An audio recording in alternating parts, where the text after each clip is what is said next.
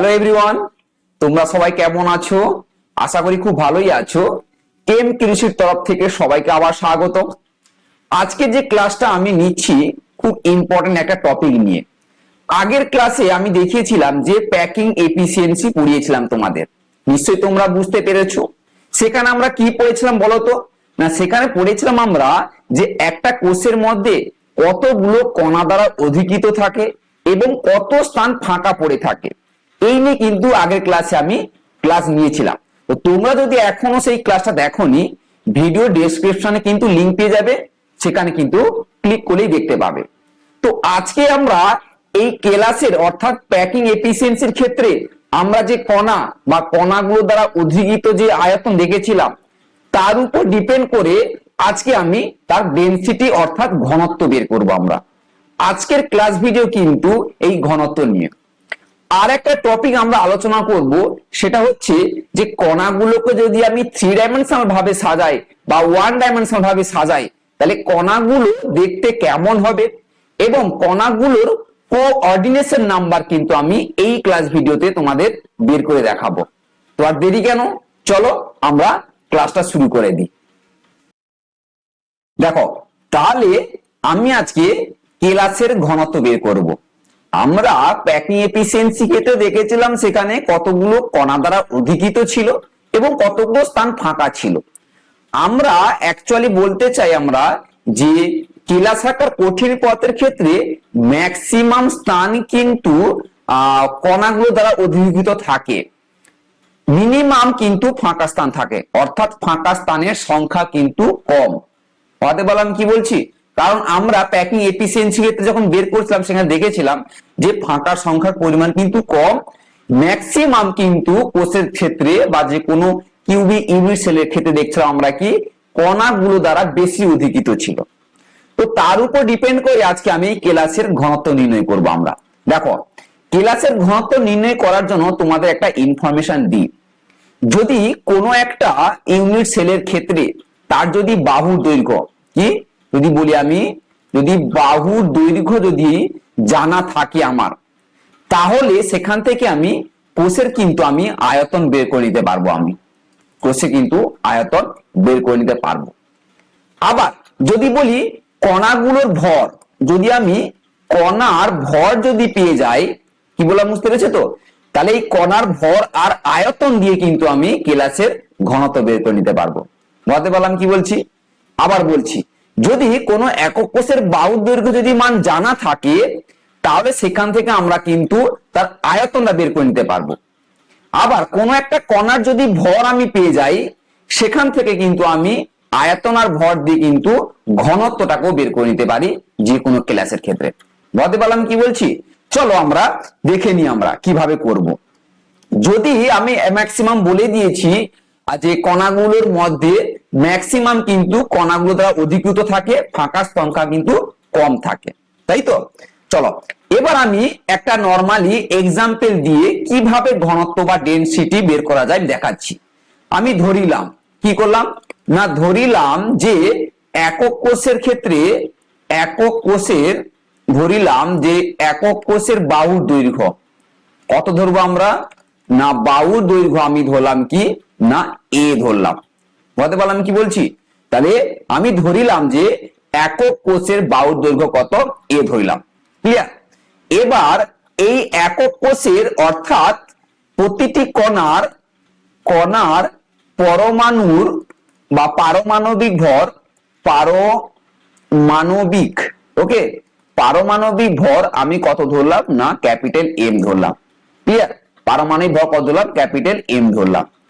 এবার হচ্ছে যে কোষের বা কণার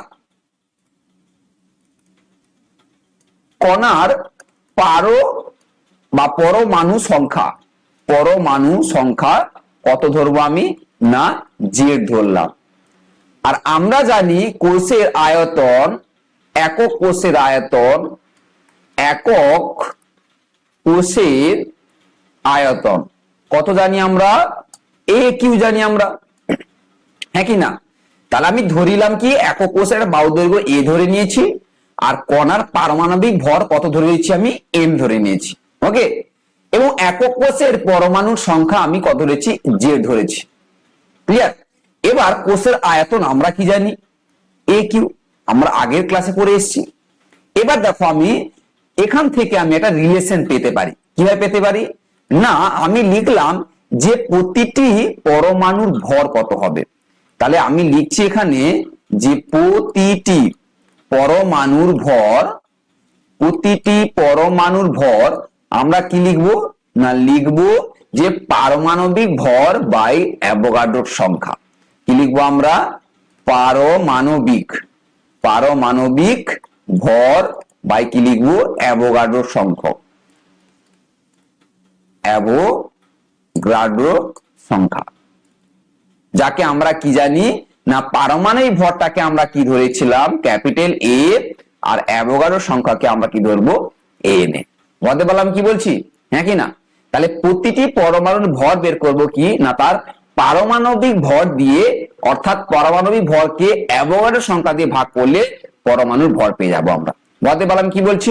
চলো এরপর আমরা লিখবো যে একক কোষের ভর কত হবে। তাহলে এখান থেকে বের করে নিতে পারবো আমরা একক কোষের ভর।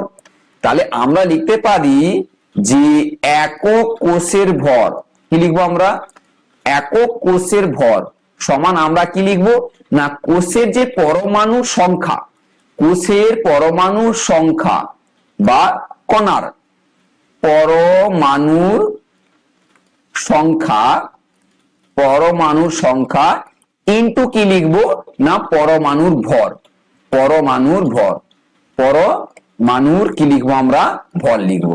দেখো আমরা পরমাণু সংখ্যা কত ধরেছিলাম আমরা, দেখো জেড ধরেছিলাম, তাহলে আমি এখানে জেড লিখে দিলাম, ইনটু পরমাণুর ভর কত পেয়েছিলাম, যেটা আমরা পারমাণবিক ভর দিয়ে অ্যাভোগাড্রো সংখ্যক দিয়ে ভাগ করেছিলাম আমরা, তাহলে পেয়েছিলাম সেখানে এম বাই এন এ।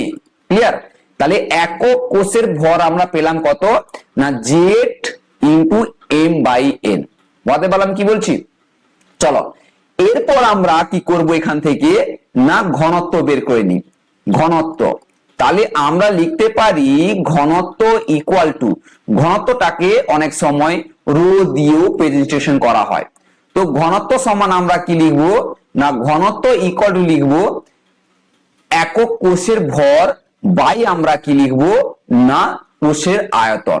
কোষের আয়তন কত ধরেছিলাম আমরা, এ কিউ ধরেছিলাম, আর একক কোষের ভর কত ধরেছিলাম না, Z into M by N A. তাহলে আমরা লিখছি Z into M by N A by কি লিখবো, একক কোষের আয়তন এ কিউ। বলতে পারলাম কি বলছি, স্টেপ বাই স্টেপ প্রসেস কিন্তু দেখতে থাকো। এবার আমরা কি করব না, আমরা জানি ঘনত্বটাকে রো ধরলাম, তাহলে রো ইকুয়াল টু আমরা কি লিখতে পারি, দেখো জেড আর এমটা উপরে আছে, এটা নিচে নিচে নেমে আসবে, তাহলে আমরা লিখতে পারি জেড ইনটু এম বাই আমরা কি লিখবো না, N A into A cube. তাহলে এই যে রিলেশনটা পেলাম এটা হচ্ছে ডেনসিটি রিলেশন। কি পেলাম, এটা হচ্ছে না, এটা ডেনসিটি দিয়ে রিলেশন পেলাম। কি পেলাম না, rho equal to Z into M by N A into A cube. তাহলে জেডটাকে কি বলবো আমরা এখানে না, যে পরমাণুর সংখ্যা আর হচ্ছে কোষের মধ্যে, আর এমটা হচ্ছে কি না পারমাণবিক ভর ধরবো, যে কোষের ক্ষেত্রে পরমাণু ভর ধরবো আমরা, আর এন এটা কি বলবো এখানে অ্যাভোগাড্রোর সংখ্যা, আর এ কিউটাকে আমরা কি বলবো না, কোষের আয়তন। বুঝতে পারলাম কি বলছি, হ্যাঁ কি না, ক্লিয়ার সবাই? তাহলে এই যে রো ইকুয়াল টু আমরা পেলাম জেড ইনটু এম বাই আমরা কি পেলাম না, N A into A cube. এইটাই হচ্ছে ডেনসিটি নির্ণয়। বুঝতে পারলাম? তাহলে আমরা দেখতে পাচ্ছি যে বাহু সংখ্যা জানা থাকলে সেখান থেকে আয়তন বের করে নিতে পারলাম আমরা, এই বের করলাম এ কিউ, হ্যাঁ কি না। আবার আমরা দেখলাম যে কণার ভর জানা থাকলে সেই ভর আর আয়তন মিলে আমরা ডেনসিটিও বের করে নিতে পারলাম। বুঝতে পারলাম সেখান থেকে। তাহলে এখান থেকে পেলাম rho equal to Z into M by N A into A cube. ঠিক আছে, দেখো এই যে ডেনসিটির উপর অনেক কিন্তু তোমাদের ম্যাথের এক্সপ্লেন আসে। ঠিক আছে, যারা জেই দিবে বা নিট দিচ্ছ বা এইচএস এর ক্ষেত্রে আমি বলবো প্রত্যেকের ক্ষেত্রে কিন্তু এই ডেনসিটি দিয়ে ম্যাথ কিন্তু বিভিন্ন টাইপের আসে। যেমন তোমাকে এখানে এম এর মান বের করতে দেয়, মানে পারমাণবিক ভর মান বের করতে দেয়, অনেক সময় বাহুর দৈর্ঘ্যের মানও বের করতে দেয়, অনেক সময় আবার ডেনসিটির মানও বের করতে দেয়।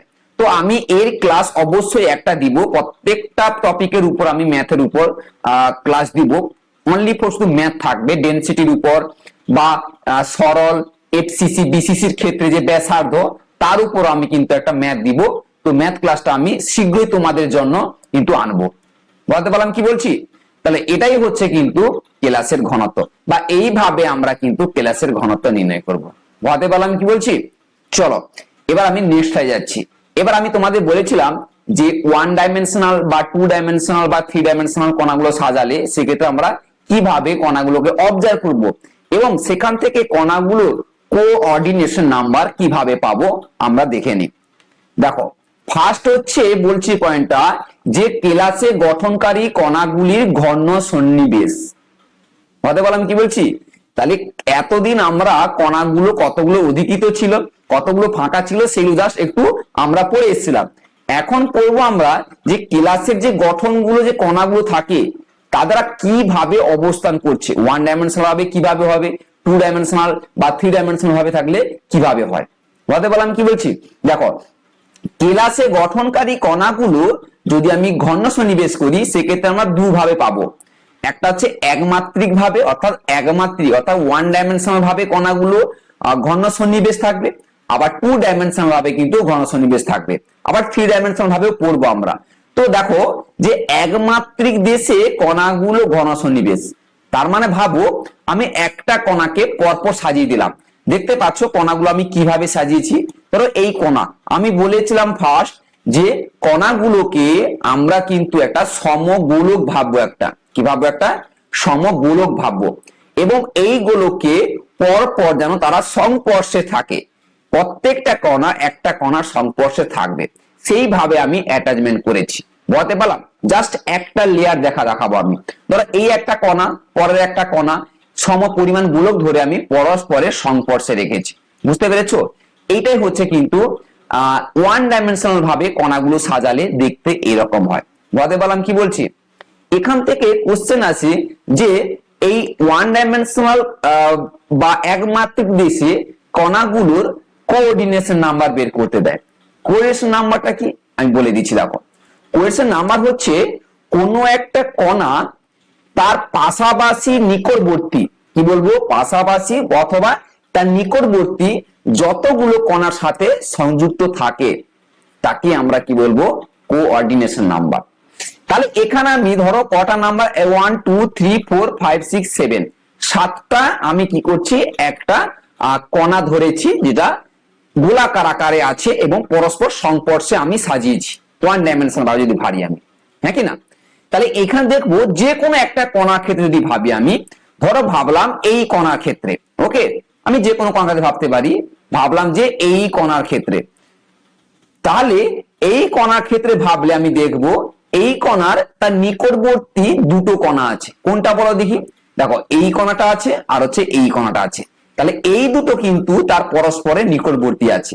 তাহলে এই কণার কোঅর্ডিনেশন নাম্বার কত হবে বলো দেখি? কোঅর্ডিনেশন নাম্বার কত হবে? 2 হবে। কারণ কি আমি তোমাদের এখনই বলে এলাম যে কোঅর্ডিনেশন নাম্বারের ক্ষেত্রে কি বললাম না, কোনো একটা কণা বা গঠনকারী কণা তার নিকটবর্তী বা পাশাপাশি যতগুলো কণার সাথে সে সংস্পর্শে থাকে, তাই না? তাহলে এখানে দেখতে পাচ্ছি আমরা, দেখো যদি এই কণাটার কথা আমরা অবজার্ভ করি তাহলে এই কণাটা এই কণার সাথে একটা সংস্পর্শে আছে বা নিকটবর্তী, এই কণার সাথে সংস্পর্শ বা নিকটবর্তী আছে। তাহলে এই কণার ক্ষেত্রে তার কোঅর্ডিনেশন নাম্বার কত হবে? কোঅর্ডিনেশন নাম্বার, কোঅর্ডিনেশন নাম্বার বা কোঅর্ডিনেশন সংখ্যা বলবো, কোঅর্ডিনেশন নাম্বার কত হবে না 2 হবে। বুঝতে পারলাম?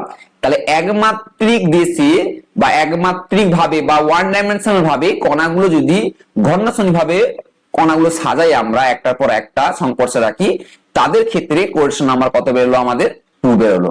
বুঝতে পারলাম কিছু, হ্যাঁ কি না? বুঝতে পেরেছি তো আমি? প্লিজ তোমরা কিন্তু কমেন্ট বক্সে কমেন্ট করো যে তোমরা বুঝতে পারছো কিনা।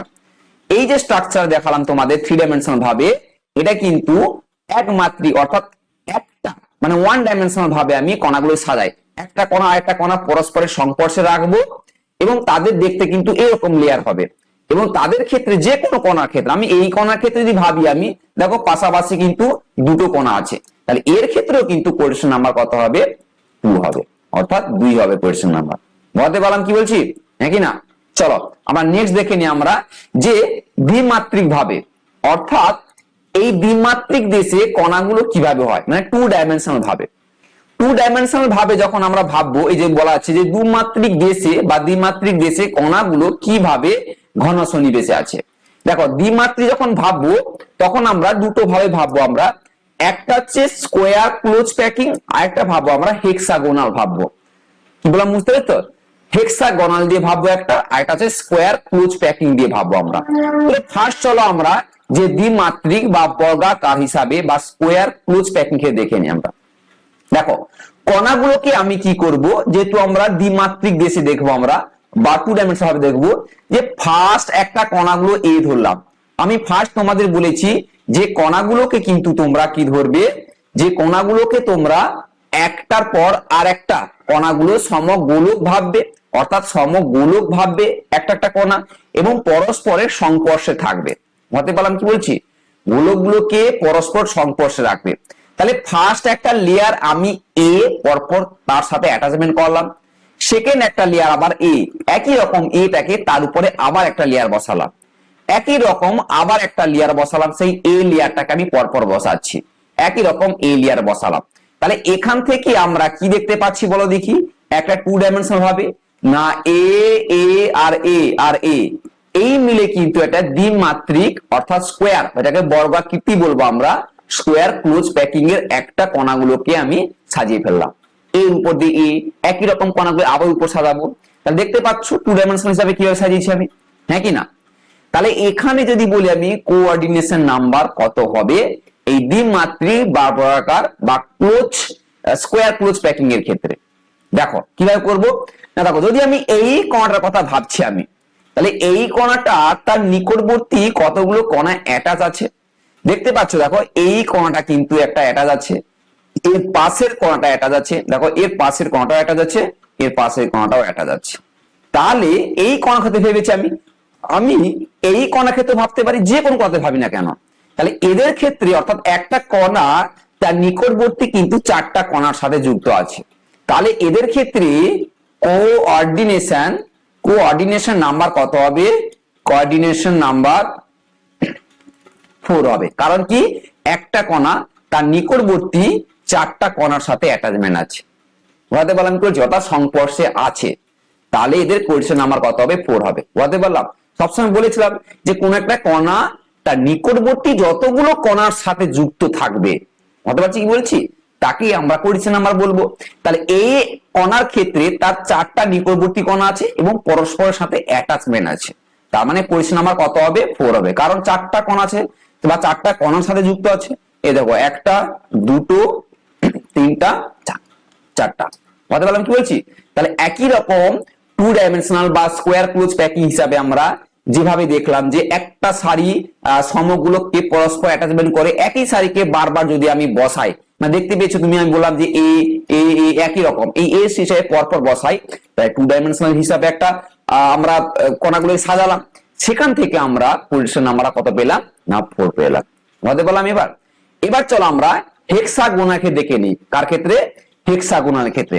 চলো হেক্সাগোনাল দেখতে পাচ্ছ যে দ্বিমাত্রিক ক্ষেত্রে যে ষড়ভুজাকার বা হেক্সাগোনাল ক্লোজ প্যাকিং এর ক্ষেত্রে কিভাবে দেখবো।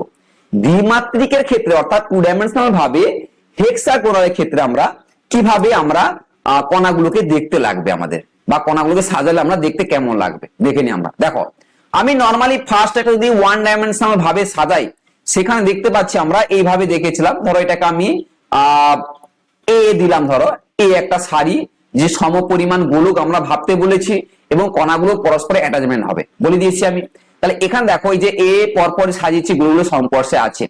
এখানে একটা জিনিস লক্ষ্য রাখো, আমরা আবার যাব নেক্সটে, এই যে একটা অংশ দেখতে পাচ্ছ, এই যে একটা পত্রের জায়গা অংশ, এই অংশটাকে আমরা কি বলি বলতো, এই যে ফাঁকা, যেটাকে ফাঁকা বলি আমরা, মানে একটা ক্লাসের মধ্যে যে ফাঁকা স্থানটা, এটাকে আমরা কি বলবো?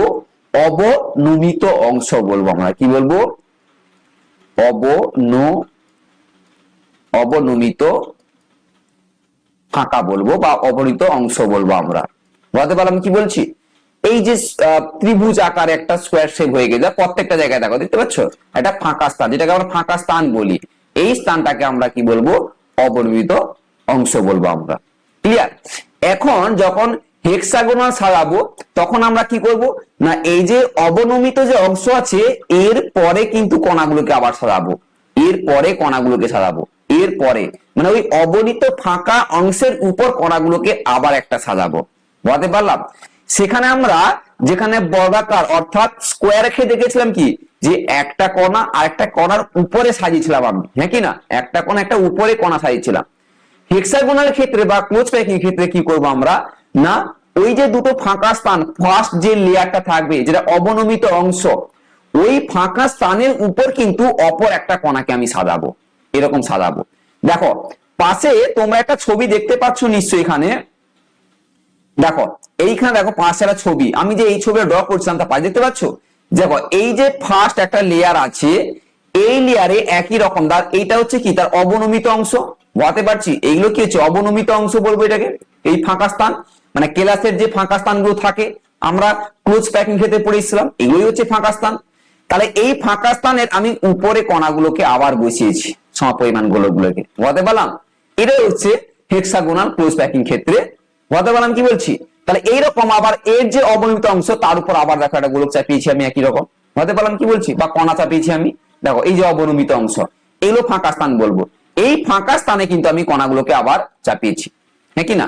তাহলে এখানে দেখবো আমরা যে কণাগুলোকে যদি আমরা নরমালি অবজার্ভ করি, তাহলে এখানে এইরকম একটা স্ট্রাকচার বা হেক্সাগোনাল ক্ষেত্রে যে স্ট্রাকচারটা পাবো এরকম একটা দেখতে পাবো স্ট্রাকচারটা।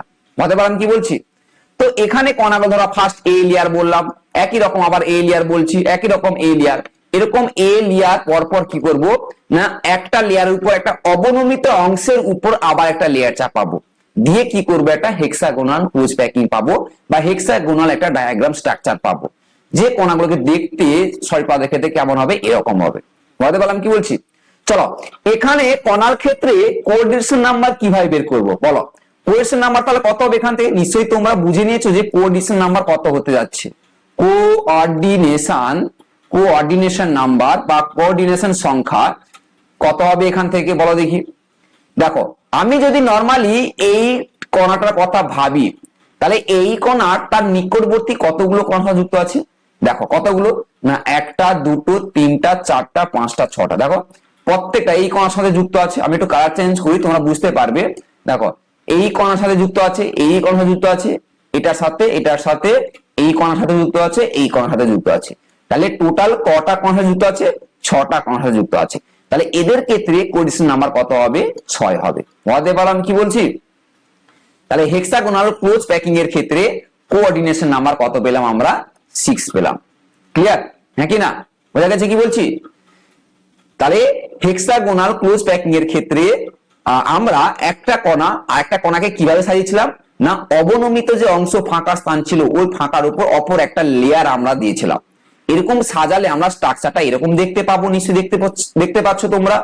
এবং এদের ক্ষেত্রে যে কণার সংখ্যা বের করলাম কিভাবে না, একটা কণা আমি শুধু এই কণাটা ভাবলাম, তুমি অন্য কণাও ভাবতে পারো, এই কণাও ভাবতে, দেখো এই কণা ভাবো, দেখো এখানে 6টা কণা যুক্ত আছে, দেখতে পাচ্ছ, হ্যাঁ কিনা? তুমি এই কণার কথা ভাবো, দেখো এখানেও কিন্তু তার অ্যাটাচমেন্ট বা তার কাছাকাছি বা নিকটবর্তী কিন্তু 6টা কণা যুক্ত আছে। তার মানে কি হবে, কোঅর্ডিনেশন নাম্বার কত হবে না, 6 হবে। কারণ কোঅর্ডিনেশন নাম্বার তাকেই বলেছিলাম যে নিকটবর্তী কতগুলো কণার সাথে সে সংস্পর্শে থাকবে, তাকে আমরা কোঅর্ডিনেশন নাম্বার বলবো।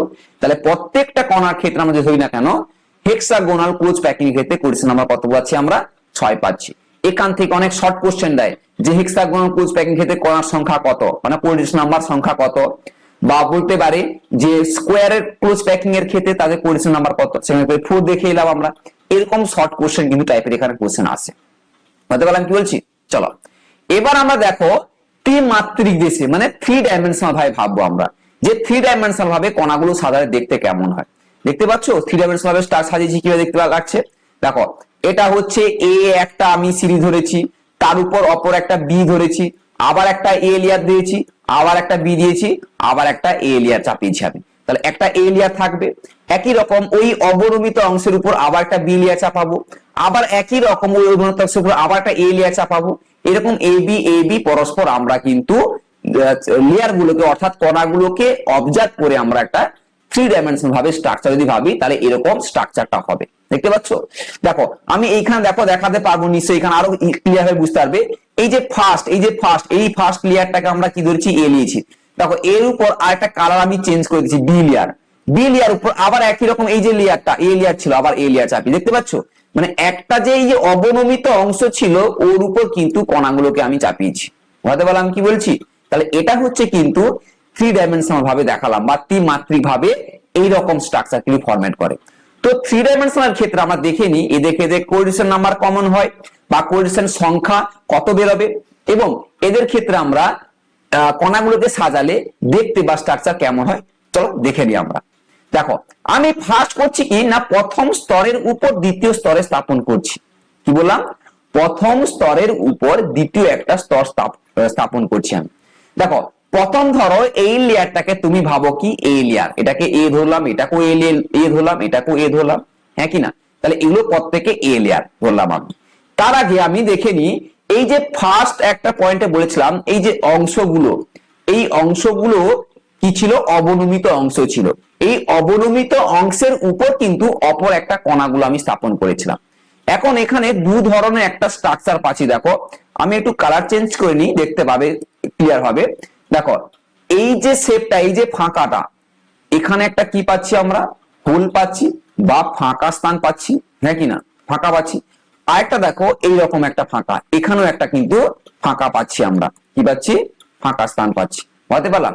দেখো দুটো শেপ পেলাম। একটা দেখো এরকম টাইপের একটা হোল পেয়েছিলাম আমরা, যেটা এইটা দেখালাম আমি, হ্যাঁ কি না? আরেকটা দেখো এই যে শেপটা, নিচের দিকে একটা হোল শেপ পেলাম। এরকম দুই ধরনের একটা শেপ পাবো আমরা। বুঝতে পারলাম?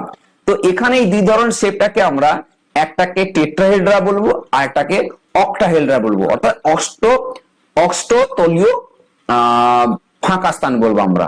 কি বললাম বুঝতে তো? অষ্টতলীয় ফাঁকা স্থান বলবো, আর এটাকে বলবো আমরা কি? টেট্রাহেড্রা ফাঁকা স্থান বলবো।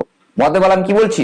তো চলো আমরা দেখে নিব নেক্সট একটা 3 ডাইমেনশনাল স্ট্রাকচার দিলে, তখন বুঝতে পারবো এই ফাঁকাগুলোকে কোনটাকে টেট্রাহেড্রা বলবো আর কোনটাকে অক্টাহেড্রা ফাঁকা স্থান বলবো। বুঝতে পারলাম কি বলছি? চলো তাহলে এই যে এ লেয়ার, পরপর এ লেয়ারটাকে আমি পরপর সাজালাম। এরপর আমি কি করব? বি লেয়ারটা সাজাবো। দেখতে পাচ্ছ আমি তোমাদের বোঝানোর জন্য ছোট্ট রিং দিয়েছি গোল আকারে, যেখানে কালার কিন্তু আমি সলিড কালার দিইনি, কারণ তোমরা যাতে বুঝতে পারবে। বুঝতে পারলাম কি বলছি? দেখো এই যে ফার্স্ট লেয়ারের উপর যে একটা অবনমিত অংশ দেখতে পাচ্ছ, এইগুলো এই অবনমিত বা ফাঁকা স্থান যেটা বললাম, দুটো ফাঁকা স্থান দেখতে পাবো। সেই ফাঁকা স্থানের উপর আবার একটা লেয়ার চাপি, দেখছো প্রত্যেকটা ফাঁকা স্থানে লেয়ার চাপি, দেখতে পাচ্ছ এখানে, হ্যাঁ কি না? এই যে যেগুলো পুরোপুরি সলিড গোলাকার নয়, যেগুলোকে রাউন্ড শেপ করা আছে, কারণ তোমাদের বোঝানোর জন্য আমি এইভাবেই ড্র করেছি যাতে বুঝতে পারো তোমাদের। তাহলে এই যে লেয়ারটা, এটাকে আমরা কি বলবো? বি লেয়ার বলবো। কি বললাম বুঝতে পেরেছো তো? তাহলে একই রকম এই এ বি যদি পরপর মিলে একটা প্রথম স্তরের উপর দ্বিতীয় স্তরের 3 ডাইমেনশনাল ভাবে কিন্তু স্ট্রাকচার আমরা অবজার্ভ করতে পারবো এখান থেকে। বুঝতে পারলাম কি বলছি? তাহলে প্রথম স্তরের উপর দ্বিতীয় স্তর স্থাপন করলে আমরা কিভাবে স্থাপন করব না, কলাগুলোকে দেখতে পাচ্ছ তোমরা, এইভাবে আমরা স্থাপন করব কণাগুলোকে, এইভাবে কিন্তু স্থাপন করব। এর উপর যখন আবার একটা লেয়ার চাপাবো এ, তখন কার কাছে? এই অবনমিত অংশের মধ্যে থাকবে, এই অবনমিত অংশের মধ্যে থাকবে, এরকম এই অবনমিত অংশের মধ্যে থাকবে। বুঝতে পারলাম কি বলছি? দেখুন আগের একটা স্লাইডে তোমাদের দেখিয়ে দিয়ে এলাম, সেরকম এ বি মিলে একটা প্রথম স্তর দ্বিতীয় স্তরের উপর স্থাপন করলে 3 ডাইমেনশনাল ভাবে যে স্ট্রাকচার দেখিয়ে এলাম সেটাই বললাম। বুঝতে পারলাম কি বলছি, হ্যাঁ কি না? দেখো এখানে দু ধরনের ফাঁকা স্থান পেয়েছিলাম, এখানে আমি বলেছিলাম তোমাদের যে দু ধরনের ফাঁকা স্থান পেয়েছিলাম, দেখতে পাচ্ছ? একটা এই শেপে ফাঁকা স্থান আর একটা নিচের দিকে ফাঁকা স্থান। ক্লিয়ার? তাই এই দুই ধরনের ফাঁকা স্থান কোনটাকে টেট্রাহেড্রা ফাঁকা বলবো বা ভয়েড বলবো আমরা, বা কোনটাকে অক্টাহেড্রা ভয়েড বলবো আমরা। চলো দেখে নিই নেক্সট স্লাইডে। দেখতে পাচ্ছ এই প্রথম স্তরের উপর দ্বিতীয় স্তরে স্থাপন করলে আমি জাস্ট নরমালি কয়েকটা জাস্ট কণাগুলোকে নিয়ে এখানে অবজার্ভ করব, আমি পুরোপুরি কিন্তু নিয়ে এখানে। ক্লিয়ার? বুঝতে পারলাম কি বলছি? তো দেখো এই যে তিনটা কণার অবনমিত অংশের উপর আবার একটা কণা, ধরো এটাকে আমি এ ধরলাম, এ একটা লেয়ার, তার উপর আমি জাস্ট নরমাল একটাই কথা ভাববো, আমার একটা কণা ক্ষেত্রে এটাকে বি একটা, তার উপর আমি স্থাপন করেছি, জাস্ট এমনি ছোট করে দেখাচ্ছি আমি। তাহলে এই যে ফাঁকা স্থানটা পাচ্ছি, এই ফাঁকা স্থানটা কি হচ্ছে? টেট্রাহেড্রা। কি বলবো আমরা? টেট্রাহেড্রা ভয়েড বলবো আমরা। কি বললাম? অর্থাৎ চতুস্তলিকীয় ফাঁকা বলবো আমরা। বুঝতে পারলাম? এই চতুস্তলীয় ফাঁকা কাকে বলে বা অষ্টতলীয় ফাঁকা কাকে বলে আমি অবশ্যই ক্লাস দিব তোমাদের, এবং সেখান থেকে আমরা কণার সংখ্যাও কিন্তু বের করে নিতে পারবো। বলতে পারলাম কি বলছি? আবার দেখো একই রকম এই যে হয়েছে, এর উপর ভাবো এই যে তিনটা, এর উপর আবার ধরো উপরে একটা কণা থাকবে, এই যে কণাটা, তাহলে এর যে নিচে যে একটা শেপ আছে, এই যে কণা দেখতে পাচ্ছ, ভয়েড দেখতে পাচ্ছ এখানে একটা, তাহলে এই ভয়েডটাকে আমরা কি বলবো? টেট্রাহেড্রা ভয়েড বলবো আমরা, বা চতুস্তলকীয় ফাঁকা স্থান বলবো আমরা।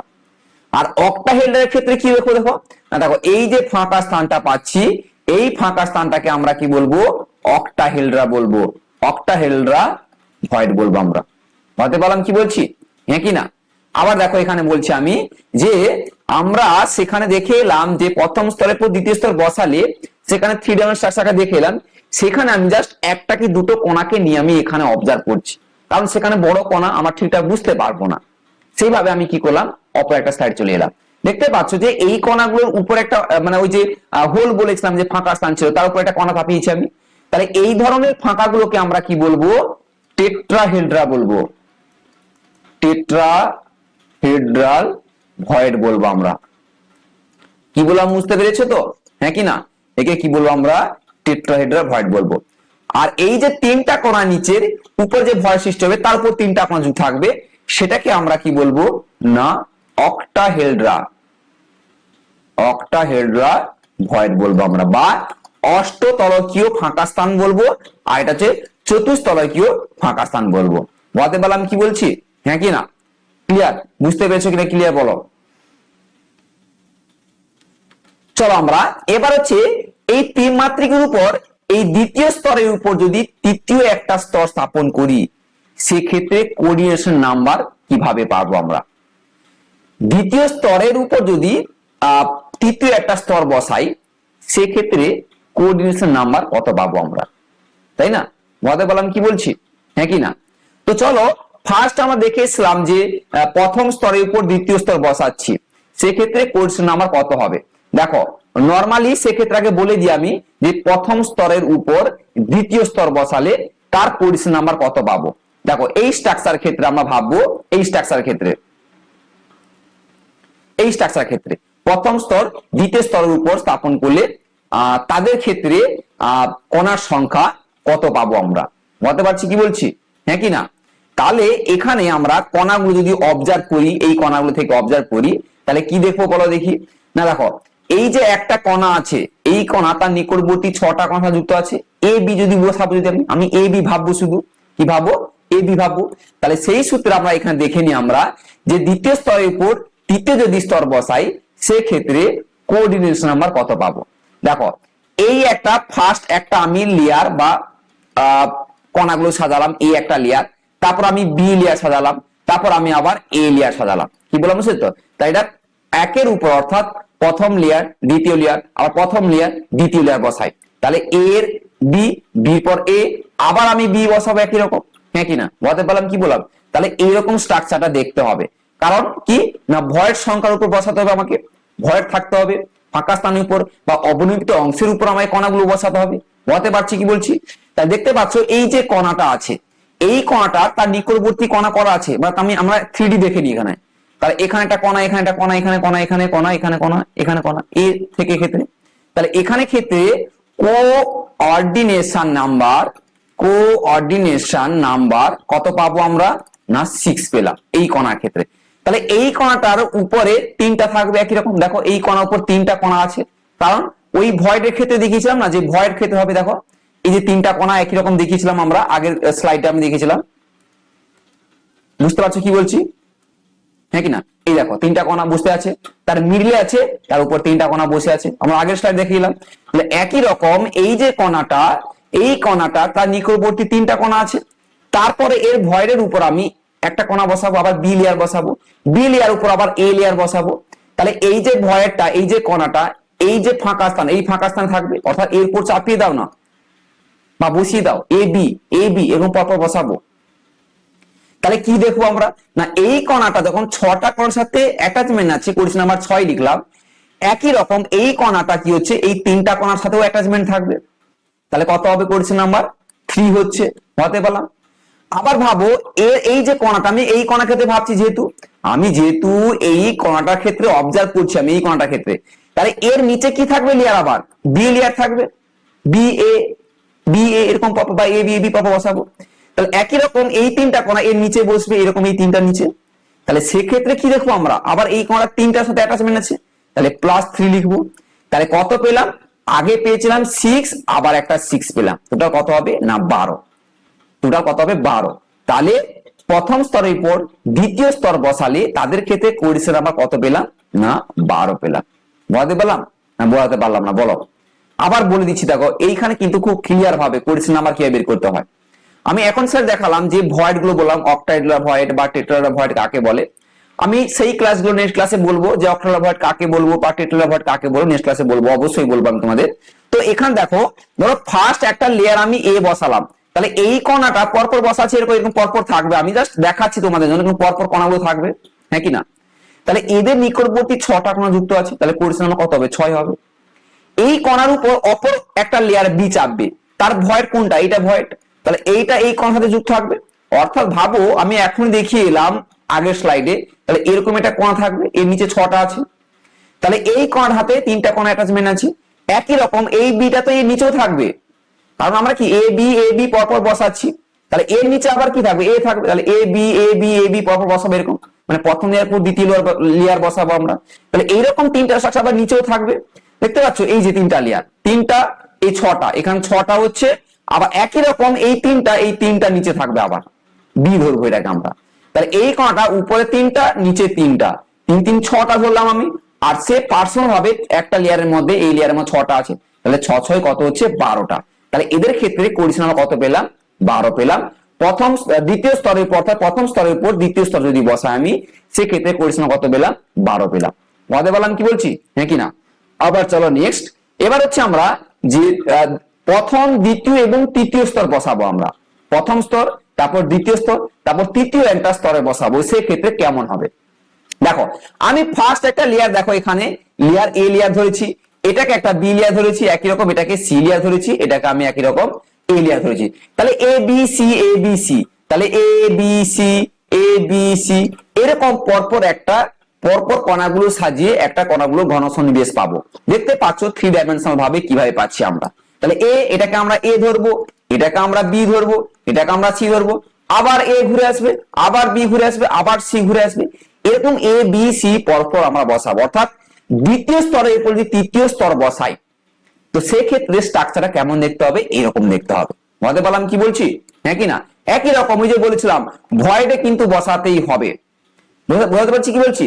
দেখো পাশে এইভাবে কিন্তু এই যে এ বি সি এরকম পরপর বসাবো। বুঝতে পারলাম কি বলছি? দেখো তাহলে এই কণাটা যদি আমরা ভাবি কোয়েফিসিয়েন্ট নাম্বার, তাহলে এই নিকটবর্তী 6টা কণা যুক্ত আছে, আগের স্লাইডে বললাম।